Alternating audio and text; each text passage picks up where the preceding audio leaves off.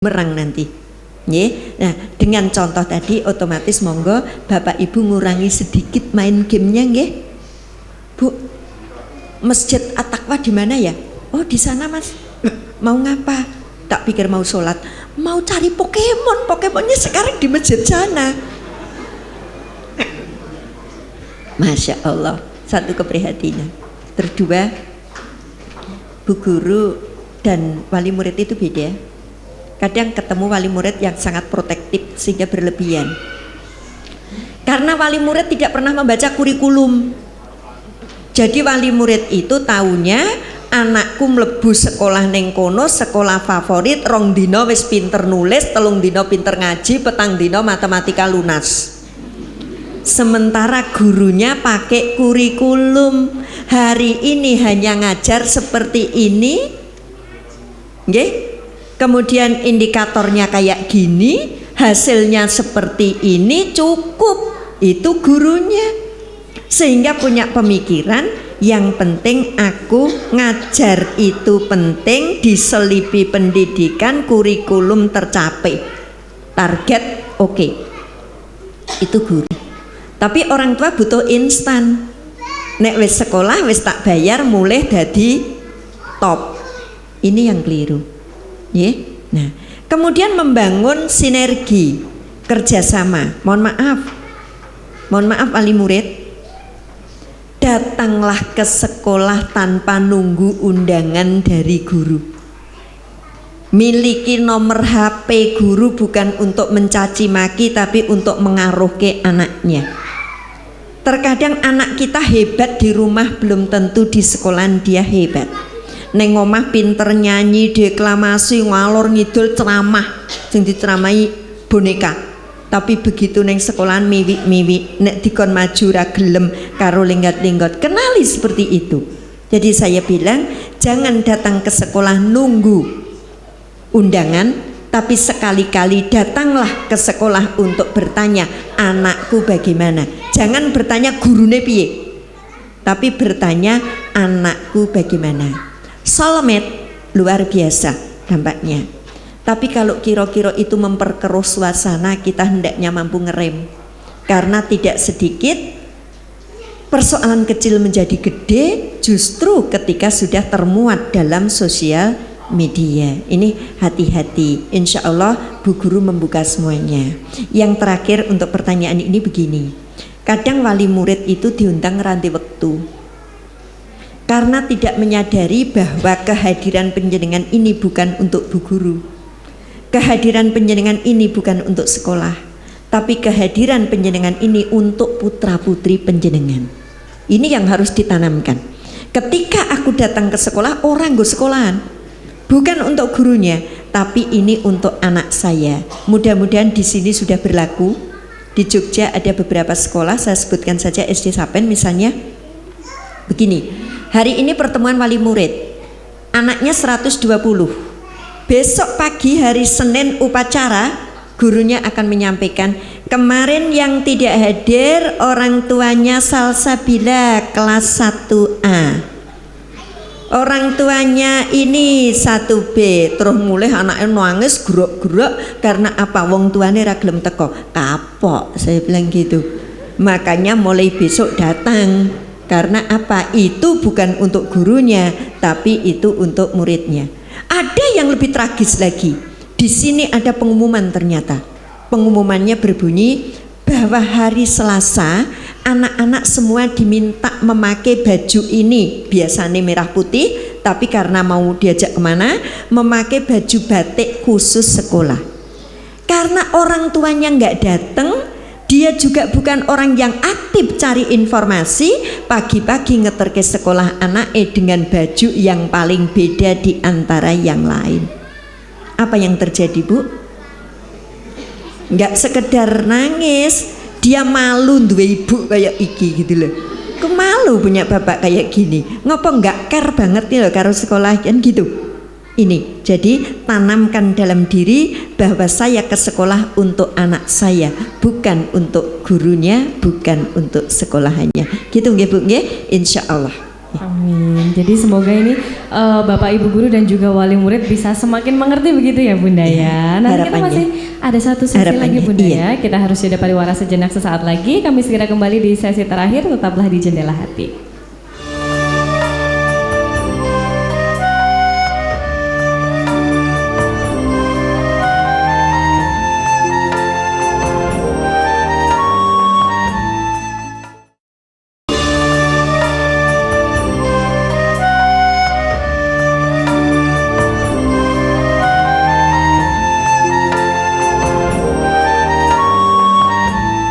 Baik pemirsa, Anda kembali bersama kami. Tidak terasa kita sudah ada di penghujung segmen. Kita masih ada sedikit waktu untuk melanjutkan tausiah kita, membahas tema kita, yaitu terkait dengan peran orang tua menghadapi globalisasi.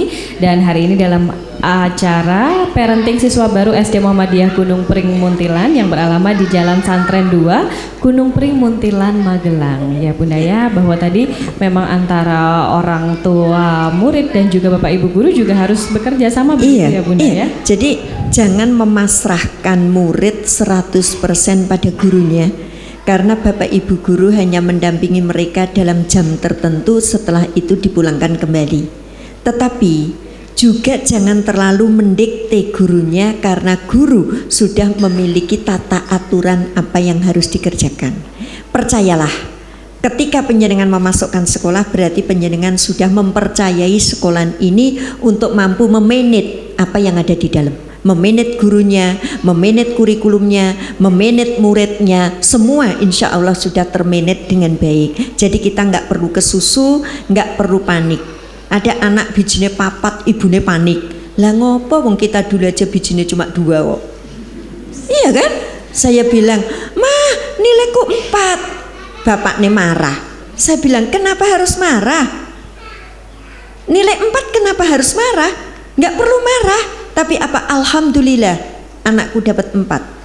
Apa yang mendasari saya bilang alhamdulillah? La in syakartum la azidanakum. Barang siapa bersyukur, Allah memberikan nikmatan. Ulangan kedua bijine 8. Kenapa? Lain sakartum. Ya, anaknya nilainya 8. Tetapi ketika anak nilainya 4, ibu bapak marah, ini mendidik anak menjadi pembohong besar. Besok ketika ulangan dia bilang, nggak dibagi ya ma, nggak dikasihkan, karena dia sudah ketakutan untuk dimarahi. Itu satu. Yang kedua, akan membunuh kepercayaan diri, kepercaya dirian. Gimana itu? Percaya dirinya anak itu akan terbunuh. Yang ketiga, mungkin dia akan memberi merek pada dirinya sendiri, aku anak bodoh. Jangan, ini bahaya sekali. Ketika mendapat nilai jelek, nggak apa-apa ya ma, aku orang bodoh. Nggak apa-apa ya ma, aku anak bodoh. Jangan, ya, jangan seperti itu. Itu saja. Sebenarnya berbicara parenting, kita meliputi tadi metodenya dan cakupannya. Cakupannya tentu saja kita jangan puas memberikan pendidikan intelektual kepada anak. Ada 7 aspek pendidikan dalam Islam. Secara cepat karena ini season terakhir. 1, pendidikan akidah. 2, pendidikan akhlak. Ya, setelah pendidikan akidah itu justru yang nomor 2 adalah pendidikan akhlak. Kemudian yang ketiga, pendidikan jasmani. Yang keempat, pendidikan intelektual. Anak itu kan dikenal ke Allah, diajari sopan santun, awake sehat, lagi diajari matematika. Orang lahir cenger matematika. Ya, ketika anak itu lahir, kemudian kita kita susui dengan berdoa, ya, kita tidurkan dengan berdoa, berarti di sini ada pendidikan akidah sekaligus akhlak.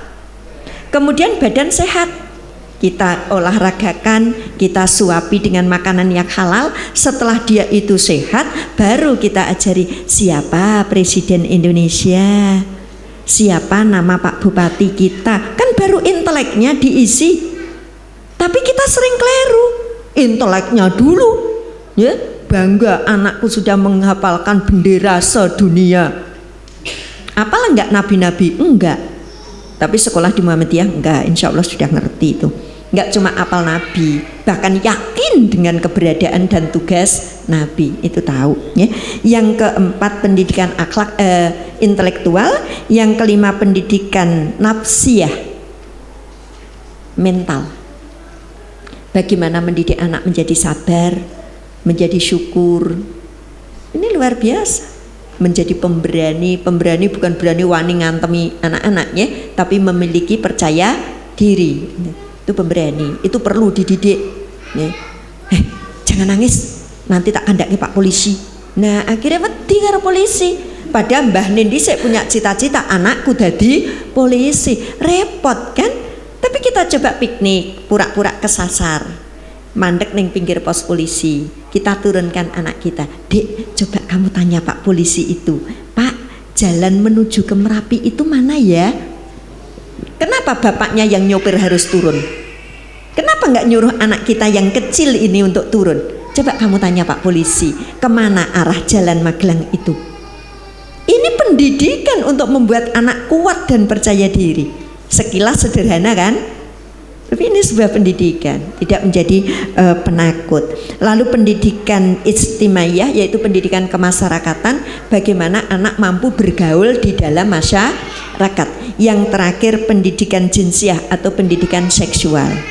Pendidikan seksual dulu tidak perlu, tapi sekarang perlu. Untuk panjangnya nanti saya sampaikan di lain kesempatan. Ya, terima kasih. Ternyata waktu cukup singkat untuk berbincang pada kesempatan kali ini lewat Jendela Hati. Pastinya akan diulang dan dilanjutkan di kesempatan-kesempatan yang lain. Sebelumnya monggo kita akhiri dengan berdoa bersama-sama. Monggo. A'udzubillahi minasyaitonirrajim. Bismillahirrahmanirrahim. Alhamdulillahirabbil alamin. Asyhadu alla ilaha illallah wa asyhadu anna Muhammadan abduhu wa rasuluh. Hamdan syakirin, hamdan na'imin, hamdan yuwafi ni'amahu wa yukafi umayyidah. Ya Rabbana lakal hamdu kama yambaili gini jalali wajhika wa azil sultanik. Allahumma sholli ala Muhammad wa ala ali Muhammad. Allahumma gfir lil mu'minina wal mu'minat wal muslimina wal muslimat al ahya'i minhum wal amwat wa qaribun sami'un mujibun da'wat. Rabbi firli wali walidayya warhamhuma kama rabbayani shaghira. Allahumma ja'alhu auladanan kuluhum sholihan wa ta'atan wa umuruhum tawilan warjukhum wasi'an wa uquluhum yaqiyan wa qulubuhum nuron wa ulumuhum kasyiron nafi'ah wa jasaduhum sihatan wa afiatan birahmatika ya arhamar rahimin. Ya Allah, ya Tuhan kami, jadikanlah anak-anakku orang yang soleh dan taat beribadah, yang panjang umurnya, yang luas rezekinya, yang cerdas akalnya. Allahumma ya Allah, terangi kalbu anak-anak kami, karuniakanlah ilmu yang banyak dan bermanfaat, kuatkan dan sehatkan jasadnya berkat rahmat dan kasih sayang-Mu. Rabbana hab lana min azwajina wa dzurriyyatina qurrata a'yun waj'alna lil muttaqina imaman. Ya Allah, Dat yang pengasih lagi penyayang, karuniakanlah kepada kami pendamping hidup dan anak keturunan yang menyejukkan mata kami dan yang menentramkan batin kami. Jadikanlah mereka pemimpin bagi orang-orang yang bertakwa. Robbi ja'alni muqimas sholah wa min dzurriyyati Rabbana wa taqabbal du'a. Ya Allah, jadikanlah kami para penegak sholat, demikian juga untuk anak keturunan kami. Ya Allah, kabulkanlah doa kami. Allahumma afrik alaina syabra wa tawaffana muslimin. Rabbana atina min ladunka rahmah wa hayyi lana min amrina rasada. Rabbana atina fid dunya hasanah wa fil akhirati hasanah wa qina adzabannar. Subhana rabbika rabbil izzati amma yasifun wassalamun ala mursalin walhamdulillahi rabbil alamin. Amin ya rabbal alamin. Terima kasih, banyak salah mohon dimaafkan.